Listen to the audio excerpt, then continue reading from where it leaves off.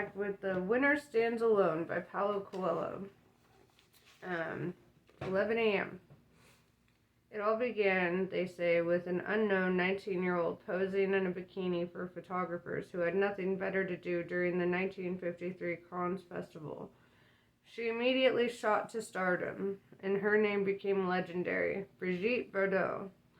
And now others think they can do the same. No one understands the importance of being an actress. Beauty is the only thing that counts. That's why women with long legs and dyed hair and bottle blondes of this world travel hundreds or even thousands of miles to be in the Cannes, even if only to spend the whole day on the beach, hoping to be seen, photographed, discovered. They want to escape from the trap that awaits all women, becoming a housewife who makes supper for her husband every evening, takes the children to school every day, and tries to dig up some dirt on her neighbor's monotonous life so as to have something to gossip about with her friends. What these women want is fame, glory, and glamour, to be the envy of the people who live in their own town, who live in their town, and of the boys and girls who always thought of them as ugly ducklings, unaware that they would one day grow up to be a swan or blossom into a flower coveted by everyone. They want a career in the world of dreams, even if they have to borrow money to get silicone breast implants or to buy some newer, sexier outfits. Drama school? Forget it. Good looks and the right contacts are all you need. The cinema can work miracles, always assuming, of course, you can ever break into that world. Anything to escape from the prison of the provincial city and the long, dreary, repetitive days. There are millions of people who don't mind that kind of life, and they should be left to live their lives as they see fit. However, if you come to the festival, you must leave fear at home and be prepared for anything, making spur-of-the-moment decisions, telling lies if necessary, pretending to be younger than you are, smiling at people you loathe, feigning an interest in people who bore you, saying, "I love you," without a thought for the consequences. Or stabbing in the back the friend who once helped you out, but who has now become an undesirable rival. Don't let feelings of remorse or shame get in your way. The reward is worth any amount of sacrifice.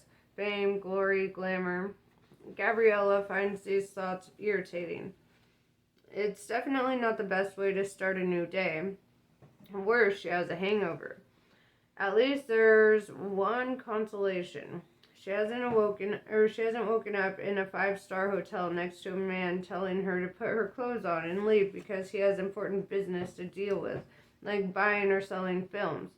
She gets up and looks around to see if any of her friends are still in the apartment. Needless to say, they're not. And they've long since left for the Boulevard de la Croisette, for the swimming pools, the hotel bars, yachts, possible lunch dates, and chance meetings on the beach. There are 5 fold-out mattresses on the floor of this small shared apartment hired for the duration at an exorbitant rent. The mattresses are surrounded by a tangle of clothes, discarded clothes, and hangers that no one has taken the trouble to put back in the wardrobe. The clothes take up more room here than the people, she thinks. Not that any of them could even dream of wearing clothes designed by Elie Saab, Karl Lagerfeld, Versace, Galliano, whatever. But what they have, nevertheless, takes up most of the apartment: bikinis, miniskirts, t-shirts, platform shoes, and the vast amount of makeup. One day I'll wear what I like, but right now I just need to be given a chance, she thinks. And why does she want that chance? Quite simple, because she knows the best, despite her experience at school when she is so disappointed her parents. And despite the challenges she's faced, since in order to prove herself that she can overcome difficulties, frustrations, and defeats, she was born to win and to shine, and she has no doubt of that. And when I get to what I always wanted, I know I'll have to ask myself, do they love and admire me because I'm me or because I'm famous? She knows people who have achieved stardom on the stage, and contrary to her expectations, they're not at peace with themselves. They're insecure, full of doubts, unhappy as soon as they come off stage, in fear of making one false step that could end their career. I'm different though. I've always been me. Is that true, or does everyone in her position think the same? She gets up and makes herself some coffee. The kitchen is a mess, and none of her friends has bothered to wash the dishes. She doesn't know why she's woken up in such a bad mood and with so many doubts. She knows her job. She's devoted herself to it, heart and soul, and yet it's as if people refuse to recognize her talent. She knows what human beings are like too, especially men, future allies in a battle she needs to win soon. Because she's 25 already and nearly too old for the dream factory, she knows three things. One, that men are less treacherous than women. That's a fucking lie. Two, that they never notice what a woman is wearing because they're always mentally undressing her. Okay, so how does that make them less treacherous? Just wondering. It was a man who wrote this. And three, as long as you've got breast, thighs, and buttocks, and belly and good trim, you can conquer the world. Because of those three things, and because she knows that all the other women she's competing with try to emphasize their attributes, she pays attention only to one item on her list. She exercises and tries to keep fit, avoids diets, and illogical though it may seem, dresses very discreetly. This has worked well so far, and she can usually pass for younger than her age. She's hoping that it'll do the trick in cons too. Breasts, buttocks, thighs. They can focus on those things now if they want to, but the day will come when they'll see what she can really do. She drinks her coffee and begins to understand her bad mood. She's surrounded by some of the most beautiful women on the planet, and she certainly doesn't consider herself ugly, but there's no way she can compete with them. She needs to decide what to do. She had thought long and hard before making this trip. Money is tight, and she doesn't have much time in which to land a contract. She went to various places during the first 2 days, giving people a copy of her CV and her photos, but all she achieved was an invitation to last night's party at a cheap restaurant with the music at full blast, where she met no one from the superclass. In order to lose her inhibition, she drank more than she should and ended up not knowing where she was or what she was doing there. Everything seemed strange to her. Europe, the way people dress, the different languages, the phony jollity,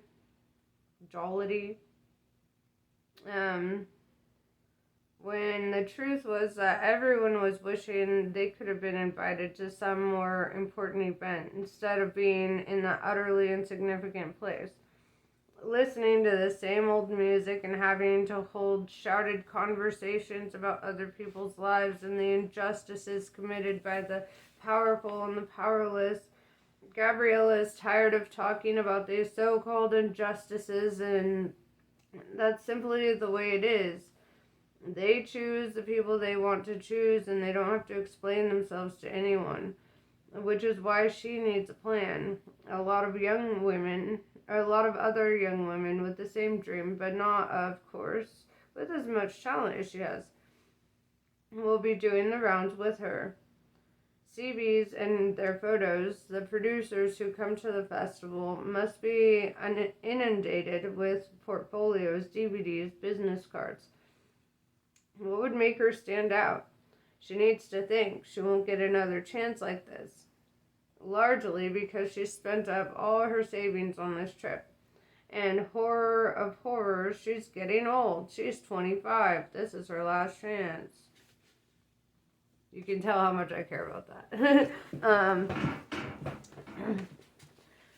While she drinks her coffee, she looks through the small kitchen window at the end of the... Wait, hold on. She looks through the small kitchen window at the dead-end street down below. All she can see is tobacconists and, why don't you just say smokers? And a little girl eating chocolate. Yes, this is her last chance. She hopes it will turn out quite differently from the first one. She thinks back to when she was 11 years old and performing in her first school play at one of the most expensive schools in Chicago. Her subsequent desire to succeed was not born of the unanimous acclaim she received from the audience, composed of fathers, mothers, relatives, and teachers. Far from it. She was playing the Mad Hatter in Alice in Wonderland. She had got the part, one of the best roles in the play, after auditioning along with a lot of other boys and girls. Her first line was, "Your hair wants cutting." Then Alice would reply, "You should learn not to make personal remarks. It's very rude." When the long-awaited moment came, a moment she had rehearsed and rehearsed, she was so nervous that she got the line wrong, and instead said, "Your hair wants washing." The girl playing Alice said her next line anyway. And the audience would never have noticed anything was wrong if Gabriella, who knew she had made a mistake, hadn't promptly lost the power of speech. Since the Mad Hatter was an essential character, if the scene was to continue, and since children are not good at improvising on stage, although they improvise happily enough in real life, no one knew what to do.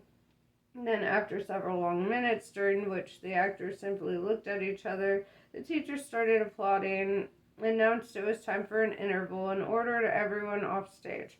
Gabriella not only left the stage, but left the school in tears. The following day, she found out that the scene with the Mad Hatter had been cut, and the actors would instead move straight on to the game of croquet with the Queen. The teacher said this didn't matter in the least, because the story of Alice in Wonderland had a lot of nonsense anyway. But during playtime, the other girls and boys ganged up on Gabriella and started beating her. This wasn't so very unusual. It was a fairly regular occurrence, and she had learned to defend herself as energetically as when she, in turn, attacked the weaker children. On this occasion, however, she took the beating without uttering a word, without shedding a tear. Her reaction was so surprising that the fight lasted almost no time at all.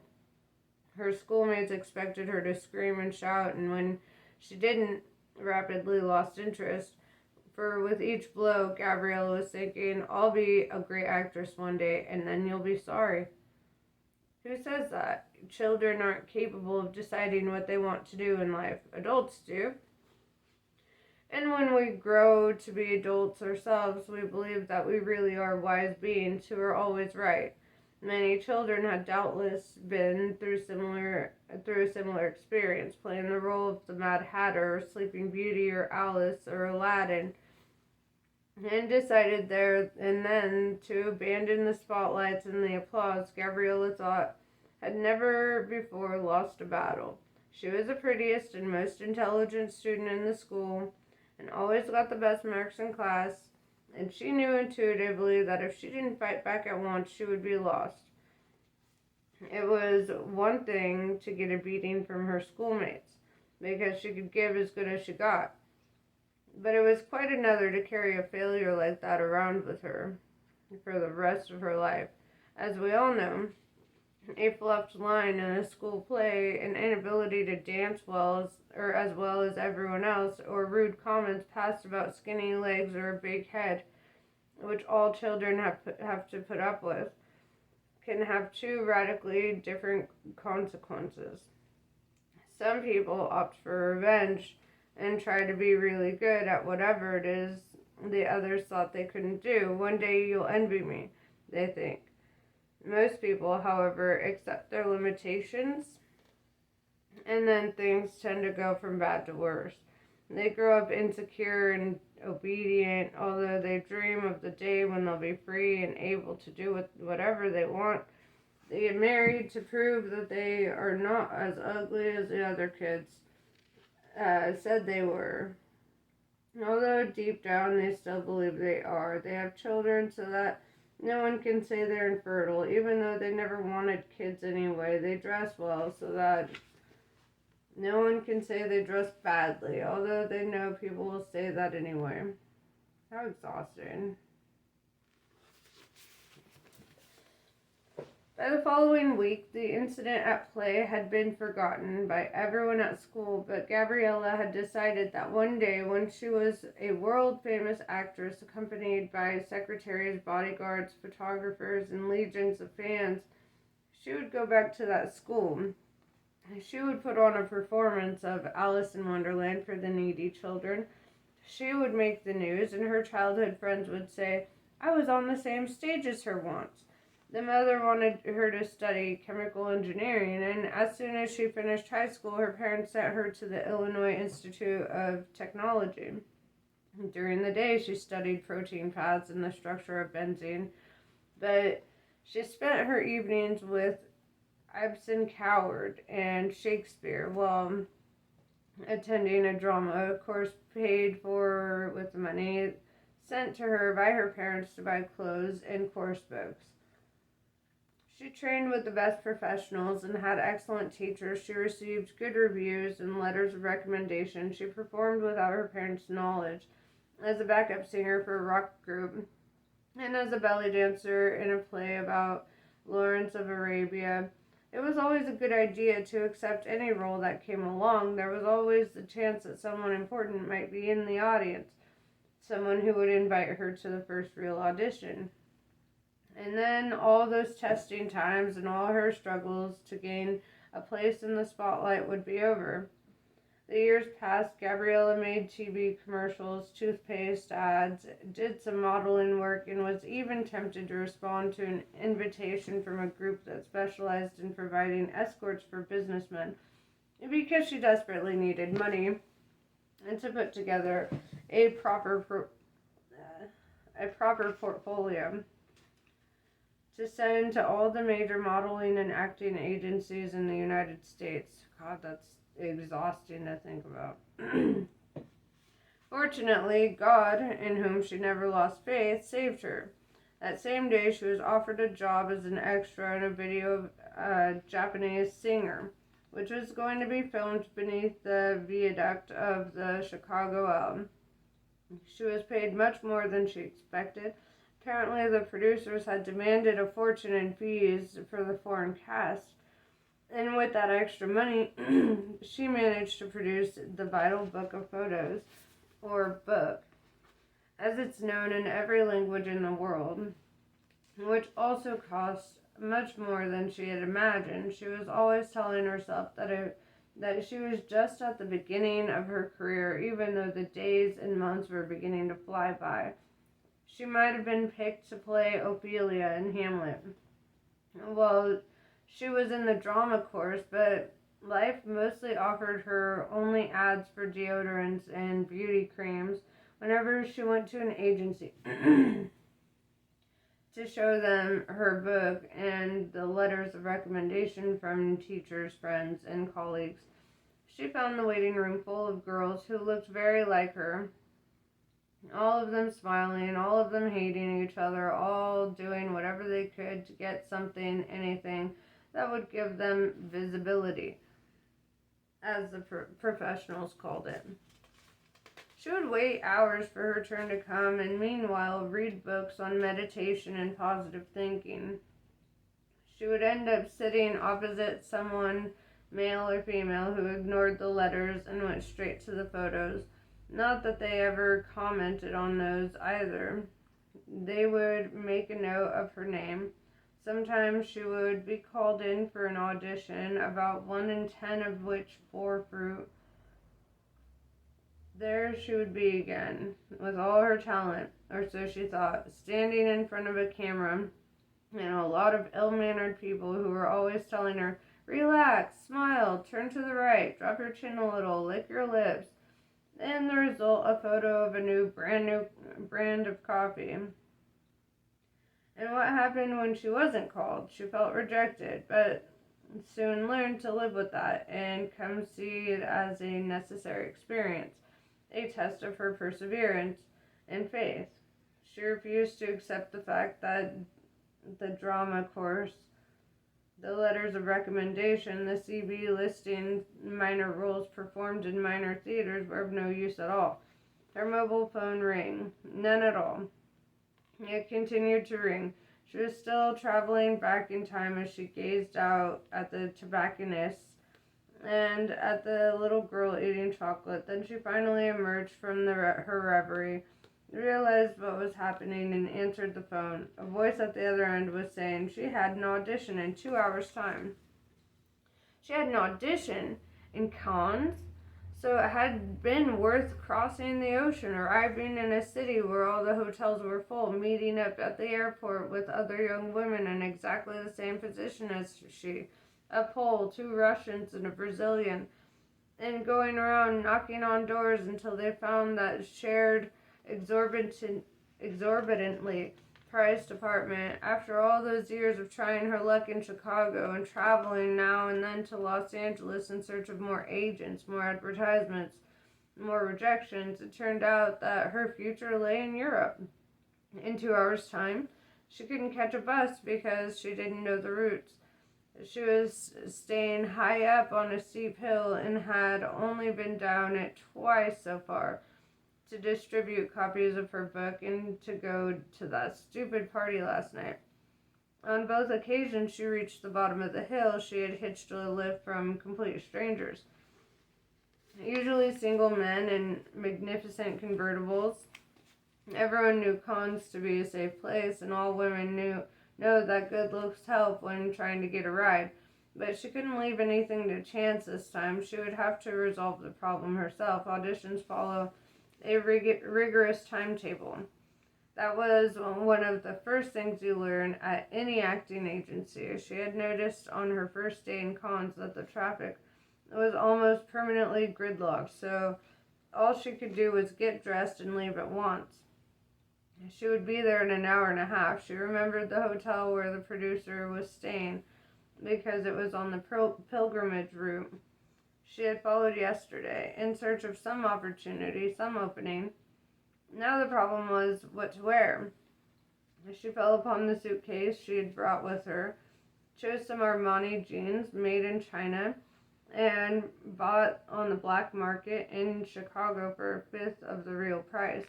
No one could say they were fake because they weren't. Everyone knew that the Chinese manufacturers sent 80% of what they produced to the original stores, with the remaining 20% being sold off by employees on the side. It was, shall we say, excess stock, surplus to requirements.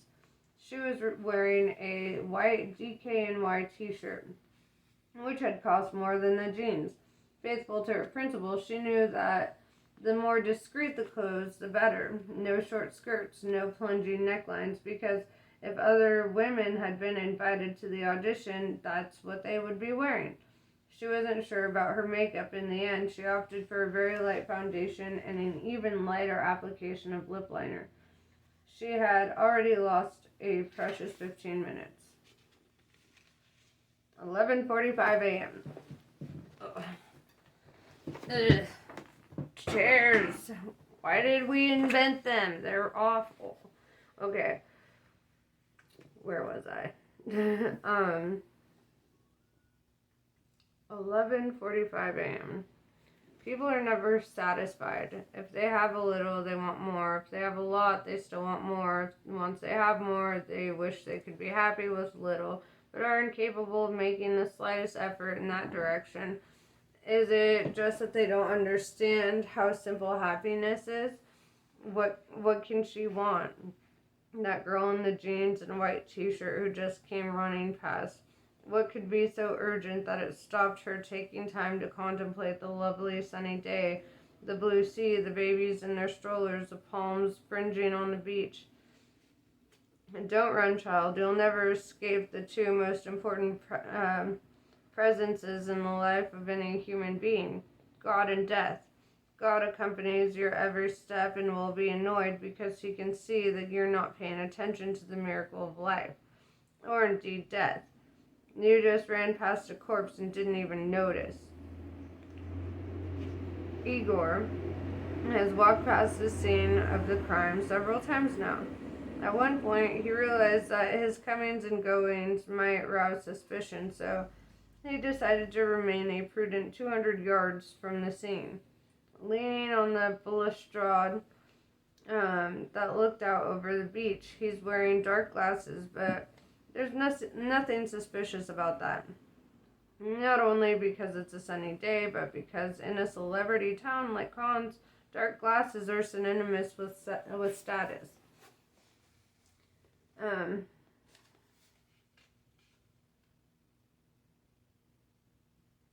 He's surprised to see that it's almost midday, and yet no one has realized that there's a person lying dead on the main street of a city, which at this time of year is the focus of the world's attention.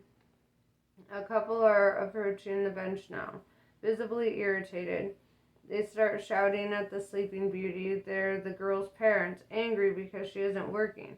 The man shakes her almost violently, then the woman bends over, obscuring Igor's field of vision. Igor knows what will happen next. The mother screams. The father takes his mobile phone from his pocket and moves away. Clearly agitated, the mother is shaking her daughter's unresponsive body. Passersby stop, and now he can remove his dark glasses and join them as one more curious onlooker. The mother is crying, clinging to her daughter. A young man gently pushes her away and attempts mouth-to-mouth resuscitation, but soon gives up. Olivia's face has already a slight purple tinge to it. Someone call an ambulance. Several people dial the same number, all of them feeling useful, important, caring. They can already hear the sound of the siren in the distance. The mother's screams are growing louder. A young woman tries to put a comforting arm around her, but the mother pushes her away. Someone attempts to sit the body up, and someone else tells them to lay her down because it's too late to do anything. It's probably a drug overdose, the person next to him says. Young people today are a lost cause. Those who hear the comment nod sagely. Igor remains impassive while he watches the paramedics unload their equipment from the ambulance. Apply electric shocks to Olivia's heart, while a more experienced doctor stands by, not saying a word, because although he knows there's nothing to be done, he doesn't want his colleagues to be accused of negligence. They place Olivia's body on the stretcher and put it in the ambulance. And the mother is still clinging to her daughter. After a brief discussion, they allow the mother to get in too. The ambulance speeds away. No more than 5 minutes have passed between the couple discovering the body and the ambulance leaving. The father is still standing there stunned, not knowing where to go or what to do, forgetting whom he is speaking to. The same person who made the comment about the drug overdose goes over to the father and gives him his version of the facts. "Don't worry, sir. This kind of thing happens every day around here." The father doesn't respond. He's still holding his mobile phone and staring into space. He either doesn't understand the remark or has no idea what it is that happens every day, or else he's in a state of shock that sent him immediately into some unknown dimension where pain does not exist. The crowd disperses as quickly as it appears. Only 2 people remain, the father still clutching his phone and the man who has now taken off his dark glasses and is holding them in his hand. "Did you know the girl?" Igor asks. There's no reply. It's best to do as everyone else has done, keep walking along the Boulevard de la Croisette to see what else is happening on this sunny morning in Cannes. Like the girl's father, he doesn't know quite what he is feeling. He has destroyed a world he will never be able to rebuild, even if he had all the power in the world. Did Iwa deserve that? From the womb of that young woman? Olivia, the fact that he knows her name troubles him greatly because that means she's no longer just a face in a crowd. Might have sprung a genius who would have gone on to discover a cure for cancer or drafted an agreement that would ensure the world could finally live in peace. He has not destroyed just one person, but all the future generations that might have sprung from her. What has he done? Was love, however great, however intense, sufficient justification for that?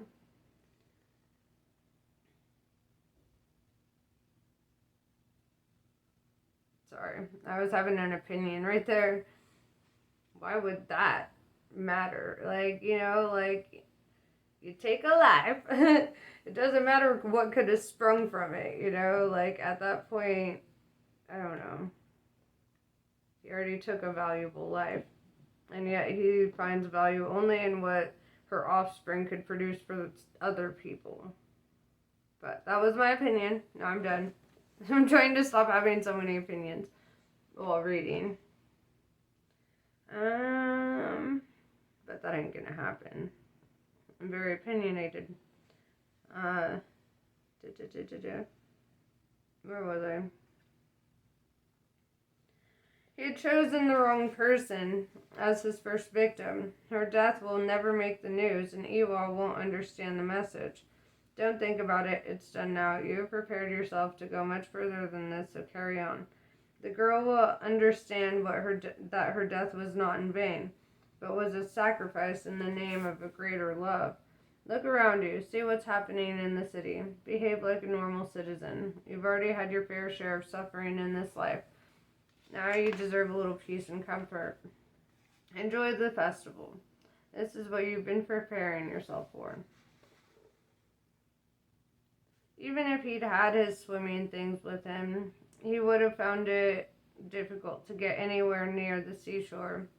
The big hotels had, it seems, acquired the rights to great swaths of beach, which they had filled with their chairs, logos, waiters, and bodyguards, who at every entry point demanded the guest room key or some other form of identification. Other areas were occupied by huge white tents, where some production company, brewery, or cosmetics firm was launching its latest product at a so-called lunch. People here were dressed normally. If by normal you mean baseball cap, bright shirt, and bright-colored trousers for men, and jewelry, loose top, Bermudas, and low-heeled shoes for women. And dark glasses were the rigor for both sexes. And there was little bare flesh on show because members of the superclass were too old for that now, and any such display would be considered ridiculous, or rather pathetic. Igor noticed one other thing: the mobile phone, the most important item of clothing. It was essential to be receiving a constant stream of messages or calls, to be prepared to interrupt any conversation in order to answer a call that was not in the least urgent, to stand keen in endless text via an SMS. They had all forgotten these initials mean short message service, and instead used the keypad as if it were a typewriter. It was slow, awkward, and could cause serious damage to the thumb. But what did it matter? At that very moment, not only in Cons, but in the whole world, the ether was being filled with messages like, "Good morning, my love. I woke up thinking about you. I'm so glad to have you in my life. I'll be home in 10 minutes. Please have my lunch ready. Check that my clothes were sent to the laundry." Or the party here is a real drag, but I haven't got anywhere else to go. Where are you? Things that take 5 minutes to be written down and only 10 seconds to be spoken. But that's the way the world is. Igor knows all about this because he has earned hundreds of millions of dollars thanks to the fact that the phone is no longer simply a method of communication with others, but a thread of hope, a way of believing that you're not alone, a way of showing others how important you are. And it was leading the world into a state of utter madness. For a mere €5 a month, via an ingenious system created in London, a call center would send you a standard message every 3 minutes. When you know you're going to be talking to someone you want to impress, you just have to dial a particular number to activate the system. The phone rings, you pick it up, open the message, read it quickly, and say, that can wait. Of course it can. It was written to order. This way, the person you're talking to feels important and the things move along more quickly because he realizes he's in the presence of a very busy person. 3 minutes later, the conversation is interrupted by another message. The pressure mounts, and the user of the service can decide whether it's worth turning off his phone for a quarter of an hour and lying and saying that he really must take this call and so rid himself of a disagreeable companion. There is only one situation in which all mobile phones must be turned off. Not at formal suppers, in the middle of play, during the key moment in a film, or while an opera singer is attempting the most difficult of the arias. We've all heard someone's mobile phone going off in such circumstances. No, the only time when people are genuinely concerned that their phone might prove dangerous is when they get on a plane and hear the usual lie. All mobile phones must be switched off during the flight because they might interfere with the onboard systems. We all believe this and do as the flight attendants ask. Igor knew when this myth had been created for years now.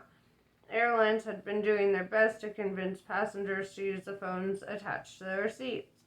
These cost $10 a minute and use the same transmission system as mobile phones. The strategy didn't work, but the myth lingered on. They had simply forgotten to remove the warning from the list of do's and don'ts that the flight attendant has to read out before takeoff. What no one knew was that on every flight there were always at least 2 or 3 passengers who forgot to turn their phones off, and besides laptops, access the internet using exactly the same system as mobiles, and no plane anywhere in the world has yet fallen out of the sky because of that. Now they were trying to modify the warning without alarming the passengers too much, and without dropping the price. You could use your mobile phone as long as it was one you could put into flight mode. Such phones cost 4 times as much. No one has ever explained what flight mode is, but if people choose to be taken in like this, that's their problem. He keeps walking. He's troubled by the last look the girl had given him before she died, but prefers not to think about it. More bodyguards, more dark glasses, more bikinis on the beach, more light-colored clothes and jewelry attending lunches, more people hurrying along as if they had something very important to do that morning, more photographers on every street corner attempting the impossible task of snapping something unusual, more magazines and free newspapers about what's happening at the festival, more people handing out flyers to the poor mortals who haven't been invited to lunch in one of the white tents.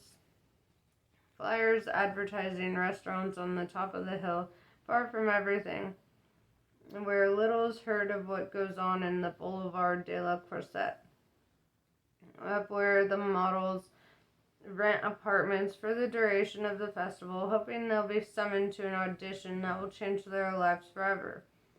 All so unsurprising, all so predictable.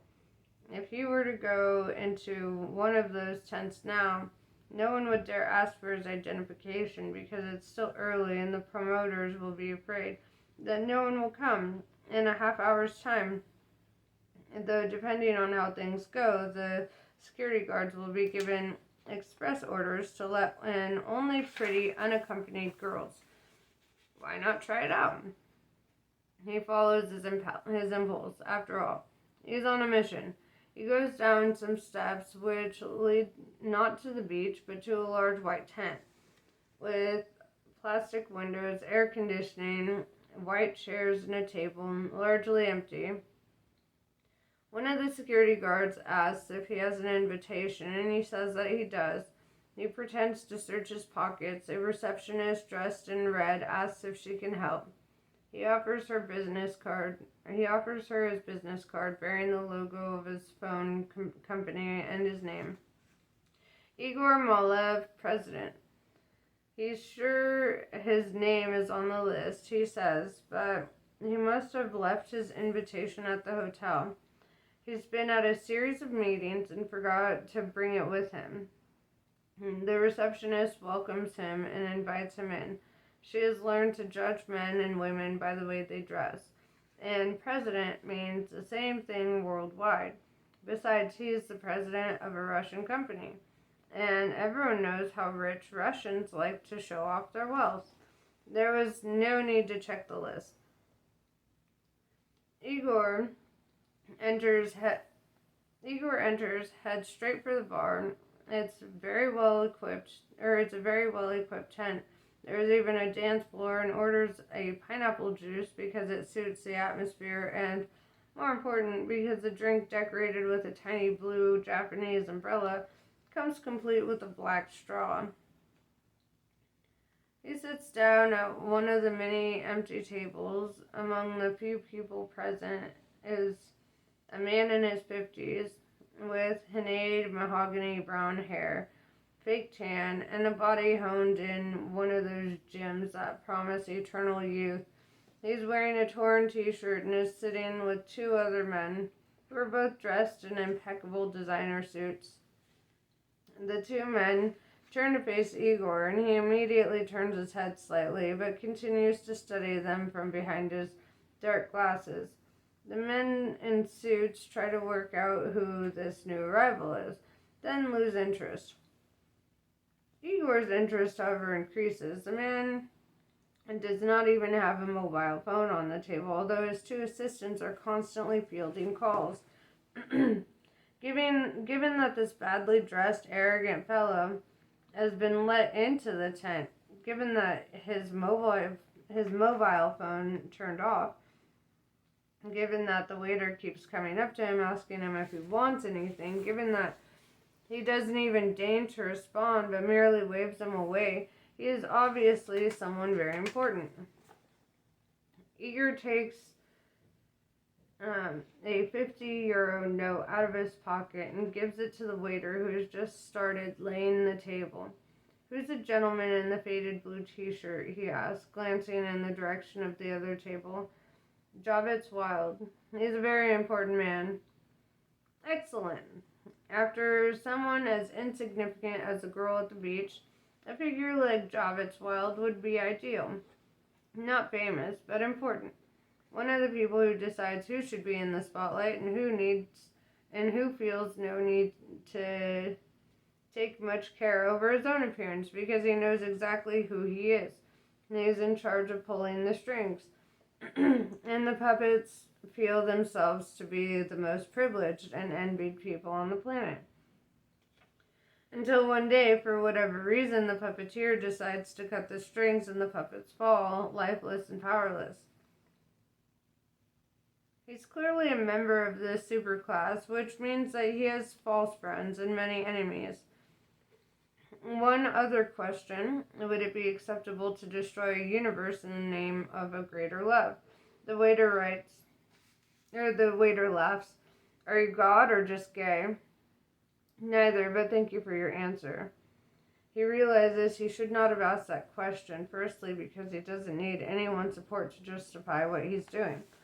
He's convinced that since everyone will die one day, some must do so in the name of something greater. That's how it's been since the beginning of time, when men sacrificed themselves in order to feed their tribe.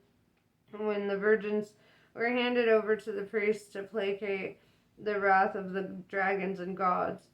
The second reason is because he has now drawn attention to himself and indicated an interest in the man at the table next to him. The waiter's sure to forget, but there's no need to take unnecessary risks. He tells himself that at a festival such as this, It's only normal that people should want to know about other people, and even more normal that such information should be rewarded. He himself has done the same thing hundreds of times in restaurants all over the world. And others had doubtless done the same with him. Waiters aren't just accustomed to being given money to supply a name or a better table or to send a discreet message. They almost expect it. No, the waiter wouldn't remember anything. Igor knows that his next victim is there before him.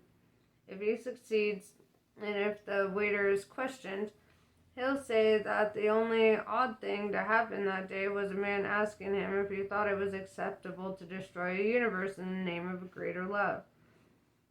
He might not even remember that much. The police will ask, "What did he look like?" And the waiter will reply, "I didn't pay much attention, to be honest, but I know he said he wasn't gay." The police, accustomed to the kind of French intellectual who sits at a bar and comes up with weird theories and complicated analysis for example, the sociology of film festivals, would quietly let the matter drop. Something else was bothering Igor, though. The name or names. He'd killed before with weapons and the blessings of his country. He didn't know how many people he had killed, but he had rarely seen their faces and certainly never asked their names. Knowing someone's name meant knowing that the other person was a human being, and not the enemy. Knowing someone's name transformed him into a unique and special individual, with a past and a future, with ancestors and possibly descendants. A person who has known triumphs and failures. People are their names. They're proud of them. They repeat them thousands of times in their lifetime and identify with them. It's the first word they learn after daddy and mommy. Olivia, Yavitz, Igor, Iwa. Someone's spirit, however, has no name. It is pure truth and inhabits a particular body for a certain period of time and will one day leave it. And God won't bother in asking, "What's your name?" when the soul arrives at the final judgment. God will only ask, "Did you love while you were alive?" For that is the essence of life, the ability to love, not the name we carry around on our passport, business card, and identity card. The great mystics changed their names and sometimes abandoned them altogether. When John the Baptist was asked who he was, he said, "I am the voice for one crying in the wilderness." When Jesus found the man on whom he would build his church, he ignored the fact that the man in question had spent his entire life answering to the name of Simon and called him Peter. When Moses asked God his name, back came the reply, "I am who I am." Perhaps he should look for another victim. One named victim was enough. Olivia. At this precise moment, however, he feels that he cannot turn back, but he decides that he will not ask the name of the next world he destroys. He can't turn back because he wants to do justice to the poor and vulnerable girl on the bench by the beach. Such a sweet and easy victim. This new challenge, this sweaty, pseudo-athletic, henna-haired man with the bored expression who is clearly someone very powerful, is much more difficult. The two men in suits are not just assistants, he notices. He notices that every now and then they look around the tent, watching everything that's going on nearby. If he is to be worthy of Iwa and fair to Olivia, he must be brave. Then he leaves the straw in the pineapple juice. And people are beginning to arrive. He has to wait for the place to fill up, but not too long. He hasn't planned to destroy a world in broad daylight, in the middle of the boulevard and cons, and he doesn't know exactly how to carry out this next project. Something tells him, though, that he has chosen the perfect place. His thoughts are no longer with the poor young woman at the bench. Adrenaline is filling his blood. His heart is beating faster. He's excited and happy. Yavit's wild, wouldn't be wasting his time here just to get a free meal at one of the thousands of parties to which he must be invited every year. He must be here for some specific reason, or to meet a particular person. And that reason or person would doubtless be Igor's best alibi. Alright, we're gonna cut it there, because I gotta get on with the day. But yes, we shall carry on later. Namaste. I love you guys. I'll see you later.